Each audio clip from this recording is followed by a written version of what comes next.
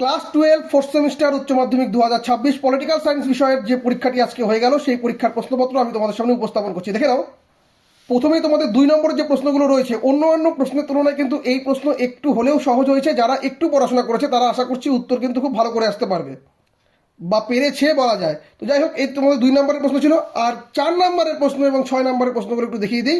দেখো, গতকালের যে সাজেশন আমরা পোস্ট করেছিলাম তা থেকে কিন্তু হুবহু তোমরা কমন পেয়েছো। এশিয়ান ইউরোপীয় ইউনিয়ন গড়ে ওঠার মূল উদ্দেশ্য, নর্মদা বাঁচাও আন্দোলনের কারণ, চিপকো আন্দোলনের উপর টিকা, 368 নং ধারা অনুসারে ভারতের সংবিধান সংশোধন পদ্ধতি বলেছিলাম খুবই গুরুত্বপূর্ণ। হ্যাঁ, তো এই যে প্রশ্নগুলো এগুলো তোমাদের 4 নম্বরে ছিল এবং 6 নম্বরের ক্ষেত্রে একটু বুদ্ধিমত্তার প্রয়োজন কিন্তু তোমাদের আছে। দেখো, তোমরা তুলনামূলক আলোচনা করেছিলে, এখানে কিন্তু বৈশিষ্ট্য বলেছে আদর্শবাদ এবং বাস্তববাদের। আর বিশ্বায়ন তো এখানে কমনই ছিল, দেখতেই পাচ্ছ। এখানে সুপ্রিম কোর্টের গঠন ক্ষমতা কার্যাবলী, গতকালের সাজেশনে বলেছিলাম ট্রিপল স্টার করা প্রশ্নগুলো ভালো করে পড়ো। যারা যারা পড়েছে আশা করি তারা খুব ভালো পরীক্ষা দিয়ে আসতে পেরেছে।